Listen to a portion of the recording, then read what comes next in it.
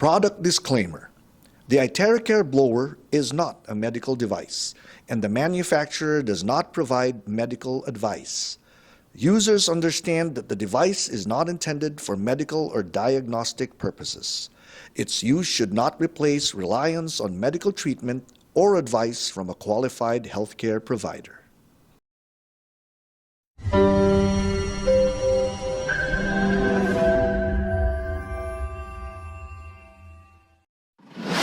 A true leader knows the way, goes the way, and shows the way.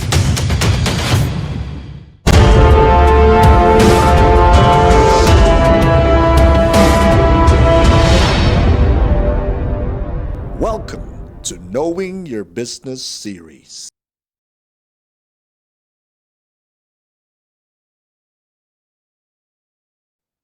Good more learnings, everyone.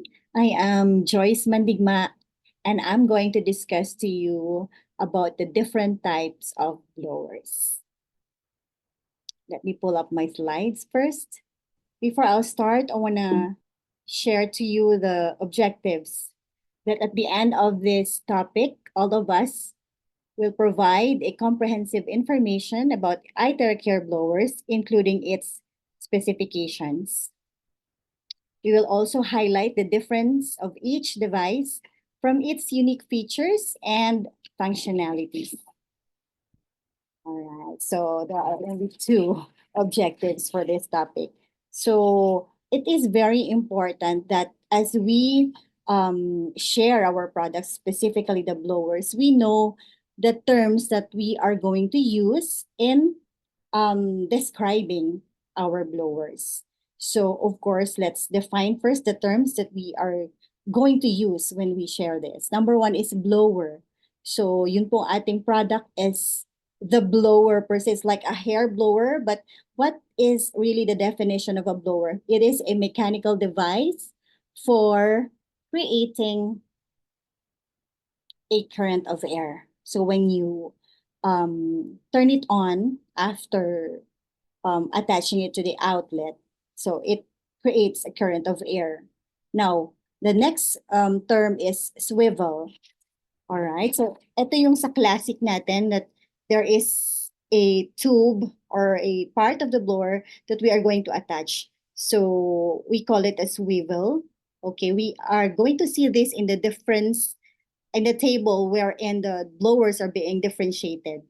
So swivel, it's attached, connected, or closed by screwing onto another part. Okay, next term is composite. These are plastics which are strengthened with fibers, fillers, particulates, powders, and other matrix reinforcements to provide improved strength and or stiffness. Okay, next term, blue light. Okay, so ito, when we turn on our blower, you see a blue light that is reflected. All right, so this is known also as a high energy visible light. It's a color in the visible light spectrum that can be seen by human eyes. Just to share, no, these blue lights are according to the scientist, this suppresses the cells that causes inflammation in the skin. Kaya minsan we ask, why blue, not red or not orange? So that's the reason why. All right. So next term is split lead. All right. So with our different blowers, there are numbers of split leads in there. There are 2, 3, 4. Okay, which I will be discussing later. So what is a split lead? It is a specific wavelengths of blue light to target and treat various health concerns. It is based on the principle that certain wavelengths of light can penetrate the skin surface and interact with cells and tissues, stimulating a range of therapeutic effects. Okay. Number 6, the term is convection. So this is the movement of particles through a substance, transporting their heat energy from hotter areas to cooler areas. And lastly, ambient heat. This is the heat generated related to immediate surroundings the temperature of the air where you are at. This is the average air temperature kung nasaan kayo, no? This feature is seen in our Premium Plus. So when you are being asked, ano yung number 1? All right, so that is the ambient air. Yung hindi ganun kainit, hindi ganun ka lamig, but actually it is generated kung ano yung nasa surroundings mo. Yan. So, all right. After defining the important terms we should know, no? At saka ito mamaya makikita natin sa table ng mga each blower, the differences of each blower. Then now we can imagine how our blower works, right? So what is the mechanism of action? Sometimes we have friends who would ask you, what is that? It's like a microphone, di ba? O hindi lang to ordinaryong blower. All right, so this is how it works, di ba? So we have to be very excited to tell them how it really works. Okay, so just like our regular hair blower, when the power is turned on, the mechanical fan, dito po sa ating blower, there are types of fan kasi na ginagamit. So here, axial fan po yung naka-attach. Then it will generate airflow. Then as it generates the airflow, di ba po, pagkasaksak, tutunog na yon. So it passes through the heating element, producing a warm air forced by convection. All right. So may hangin na. So what happens next? Then the wave now passes through the quartz tube. Remember, in our blower, meron po tayong quartz tube dyan, yung hindi dapat talaga mahulog at mabasag or else, diba? So there, the air would pass by there, wherein, dun po kasi sa ating optical quartz or the optical tube, there are crystals embedded on it. And doon sa crystals are minerals. So kung i-divide natin, chop natin siya, there are atoms there, no? Meron din mga positive and negative particles. So when the blower is turned on, it will begin to vibrate. Okay? Now, producing the frequency that is needed to be delivered doon sa ating katawan. All right. So when the blower is now pointed to the body, non-ionizing frequencies are delivered directly to the skin through transdermal delivery. All right. So I just want to share one question that is very important here. So what is the difference when I'm using this kind of blower? All right. What if I'll just use the classic and then I'll use the pro? What is the mechanism of action? What is its difference? So dito po, we can see that the wave passes through the quartz. So the quartz in each blower is different. I mean, the size, also the coverage of the blue light is different because iba-iba po yung LED lights, number of LED lights per blower. Alright, so hindi po natin sasabihin na mas effective si ganito, mas effective yung itong blower na to. It has the same frequency, terahertz, but it varies now in the ating mga physical features and the features of each and the power that is being used. But again, the effect is the same. So later I will go back to that question, and like a puzzle, we will connect the answer, no? How it is. Ano yung mechanism of action ng each blower? Bakit nagkaiba ngayon doon sa power that is being transferred and doon sa coverage ng body? Bakit mas malaki ang blue light nitong Pro? Bakit ito maliit lang yung coverage niya? So we will see the difference later. Okay? As I move on, I would like to discuss again the important safety instructions. I want to read it for you. This appliance may be used by children 8 years of age and older, and by persons with physical or mental impairments, or by inexperienced persons, if they are properly supervised or have been informed about the usage of the product in a safe manner and understand the potential dangers. Children must not play with the appliance. Cleaning and maintenance performed by the user must not be performed by unsupervised children. Do not use this appliance near baths, shower, wash basins, or other containers containing water. If you will be using the appliance in the bathroom, unplug it from the socket after use because the presence of water okay, presents a hazard even when the appliance is turned off.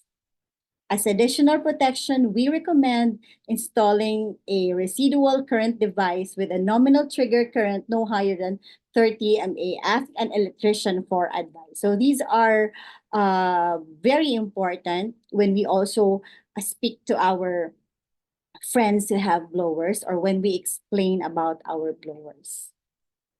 All right. So let's start with our iTerra Classic.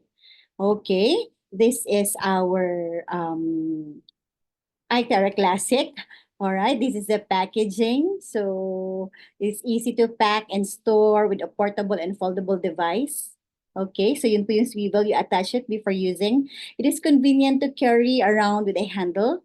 Okay, and easy to use with this compact version. So what are its features? The shape is, yun nga, two pieces screw on. Okay, reminder po, kailangan po natin talagang i-attach before using or else you are introducing an air full of radiation. Okay, so next, the length. It's 35 centimeters. The length of the cable is 2.30 together with the swivel when you connect them na. Then the color is red. The material is composite. Switch position is at the base. Okay, so how many switch levels meron ng ating iTerra Care Classic? It has 3. All right. The mode 1 is low speed and then medium heat. Mode 2, high speed and then medium heat.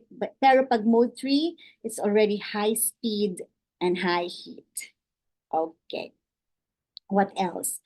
The recommended usage time is only 30 minutes, meaning papahingahin po siya, no? So that it will not, hindi siya mag-overheat.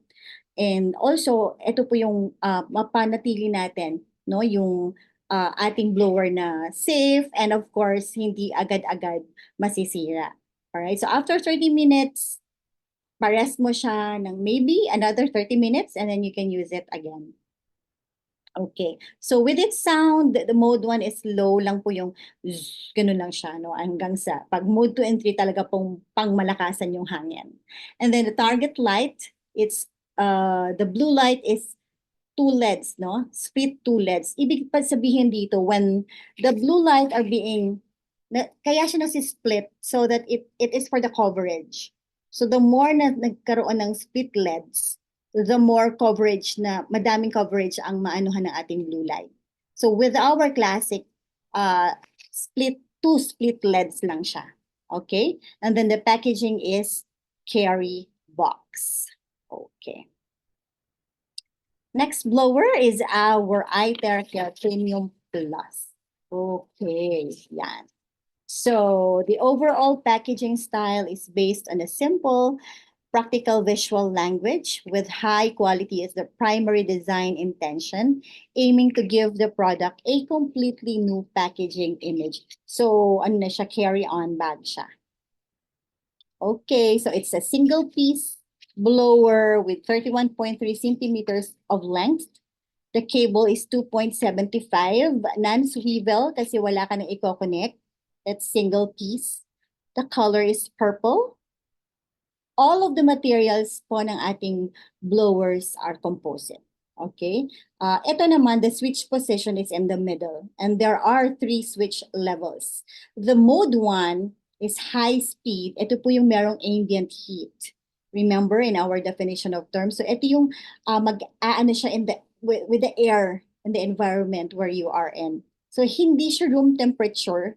Okay? Because pag sabihin mo kasing room temperature, hindi siya nag-a-adjust sa environment, no? But this one, it is the average temperature that is present kung nasaan ka. That's why it's called ambient heat or the ambient air being produced by the Premium Plus. Mode 2, medium speed with medium heat. And then mode 3, it's high speed with high heat. All right, so same with iTerra Care Classic. The recommended usage time is, that is only recommended 30 minutes, but you can go as far as like 40 minutes. All right. So with the sound, mode 1 is high, no? And then, yung mode 2 po, it's low. Really, it's like, it's mahinhin. You can talk, no, to each other while doing the session, the blowing session. But with mode 3, it has high sound. So, what is its extra feature? So, every blower, meron po tayo talagang distinct feature, no? With our Premium Plus, ang kanyang distinct and extra feature is that it has an indicator lights beep every 2 minutes. So when you do the protocol, okay, so you don't need to have a timer with you as it beeps. So it means that nag 2 minutes ka na doon sa area na yun. And then with your continuous usage, after 30 minutes, it will also beep. Okay? So here po, tatlo po yung split LED ng ating Premium Plus. Alright? And the packaging is a carry bag. All right, let's move on to the next blower, which is our iTerra Premium. So this is how it looks like. It has a blue bag in it, no? It is also a single piece blower, all right? And the color is gray with blue trimmings. So again, it's non-swivel. The material is composite. The switch position is in the middle. So ilan ba yung kanyang switch level? So it's only 2. All right. So mode 1, low speed and then high heat. Mode 2, high speed, sorry, with high heat. So eto po yung sa lahat ng blowers, eto yung pinaka mahinhen. Not with the air, but I mean with the sound. Sobrang wala kang malakas na sound na maririnig when you use it. No, it's soft lang talaga. So again, same with the recommended usage time, it's still 30 minutes. And if you will see here, the sound, no, in mode 1, it's low. And even in mode 2, yung medium, for me, it's tolerable pa din. It's not that noisy. The air is tolerable lang, yung sound niya. Okay? And this one has 4 LEDs. Okay? So the more po na maraming LED, split LEDs, no, the more that it can disperse, no, the blue light and even the frequency. So yun po kasi yung ano niya the role of our LED lights is the dispersion of the frequency to the body. Then the packaging is blue box bag. Okay. And here's our iTerra Pro. All right. Yan. So it's single piece. The length is 35.3 cm. The length of cable is 2.90. Again, it's non-swivel. The color is white, silver, and black. Okay, and the switch position is at the base. No? So how many ba ang switch levels na ating iTerra Care Pro? There are 2 switches but with 6 combinations. What does it mean? Okay, so ito po yun, yung ating functions. 2 switches pero may iba't ibang combination siya. Okay, so si switch 1 is the motor and si switch 2 is yung sa heat. Okay, yung switch 1 natin, it has a low and high speed. Okay, and then yung switch 2, it has low and high heat. So when we adjust the desired blowing strength, it's like this, no? The fan switch is off, no? Okay, and then the power switch, ito yon. Ito yung ating mga icons that can be seen in our, this one. You can see it in the Pro. So dalawa lang siya. All right, the fan and the power switch. Okay. So ang recommended lang din talaga na usage time is 30 minutes, but well, we all know that Pro is a heavy-duty blower and it can be used continuously. No, hindi naman siguro 24 hours to 48 hours talaga, but you can use it as a longer than 30 minutes. No, pwede siya. So sa sound naman, the switch 1 is low and high speed lang talaga. If you will turn on the what do you call this, the motor, no? Kasi yung ano niya, kapag talagang malakas siya, wala po siyang silent. So even the low switch, when you switch it on the low mode, the air is still talagang maririnig mo, no? And specifically then, most especially kapag nasa high siya, it's more talaga yung sound niya. That's our Pro. Alright? So, ano yung extra feature ng ating iTerra Pro?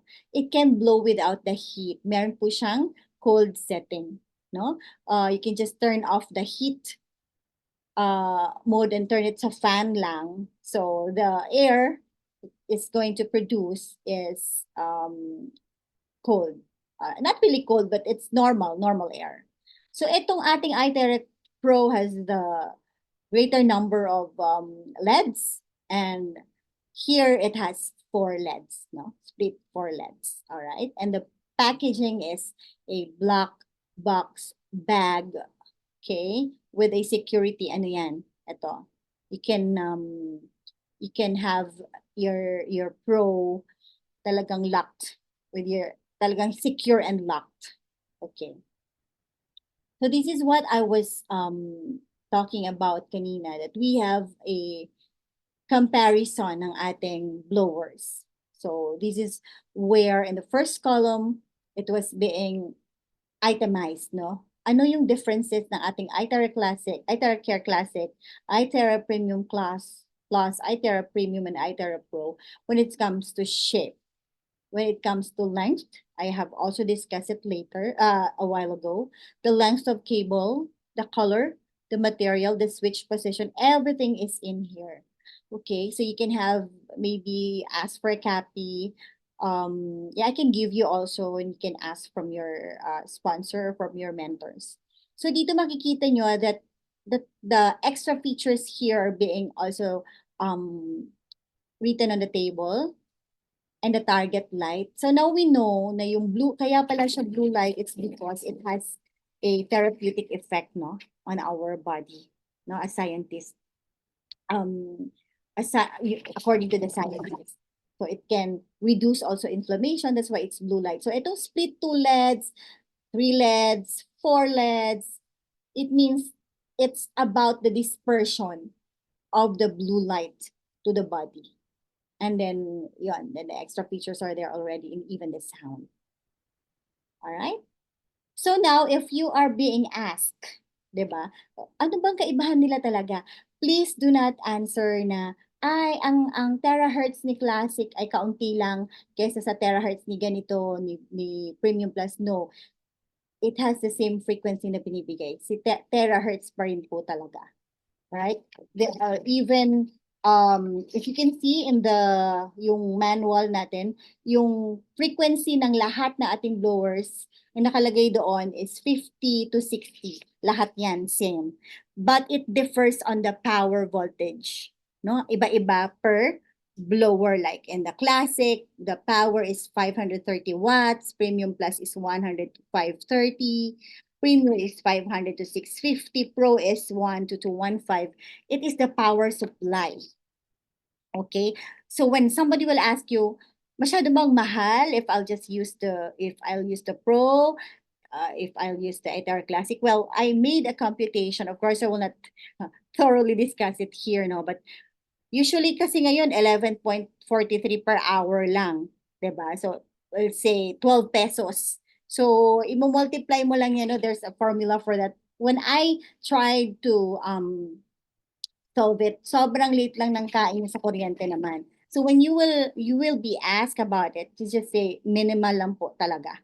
No, although yeah, pag si Pro, a little, parang siya yung, parang nung kinumpute ko, ito yung parang 12 pesos yun, per hour, no? But the rest, it's less than. So, if you'll be asked kung mahal, kung magastos ba, then you can answer them. Na minimal lang po talagang sa ating kuryente. So, ano pa ang kaibahan, no? When we talk about our blowers, all right, if the optical quartz is bigger, like in our Pro compared to Classic, ibig lang sabihin dito is that kasi nga through piezoelectric property, no, through piezoelectricity, doon kasi na kumbaga pa na itutulak ng air yung ating frequency going to the body, kung saan mo siya itututok.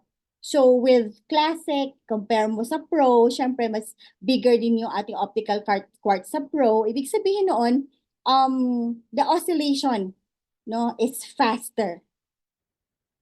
The oscillation is quicker. So pag-deliver po ng ating frequency through the power, which is yung yung hangin po ng Pro, ikumpara mo naman sa ating classic, it's really different. So pag-deliver po ng ating terahertz frequency to the body, sa Itera Care Pro po, very fast lang and quick siya. Alright? So yung ating healing, we will not claim healing, no? So when we talk about the self healing ng katawan, no? It's when we use the Premium Plus, or when you compare it from the lower to the higher natin ng ating blower. So it's faster than the classic or than the Premium Plus, than the Premium when you use the Pro. But then again, the effect, all right, the effect to our body is the same. Wala pong pinagkaiba. Terahertz pa rin po ang ating dinideliver. No? It has the same mechanism of action, and I believe it's just about yung coverage din, because magkaiba yung ating LED lights, no? Magkaiba yung ating iba-iba siya, no? The feature, kung paano din yung power na ginagamit, it's different from each blower. But then again, wala pong kaibahan doon sa ating dinideliver na frequency, which is terahertz. I hope that it's clear. Okay? So yeah, that's it for our topic. I would like to remind everyone that education is the most powerful weapon which you can use to change the world. That's why we learn, so that we have a weapon, no? When somebody will ask us about our product, kahit balik-balik rin ka man, then you know the answer. But then again, reminder also that if you don't know the answer, you can just be humble and tell them, babalikan ko po kayo, and just be diligent in your research. So thank you everyone, and thank you for listening. God bless you all.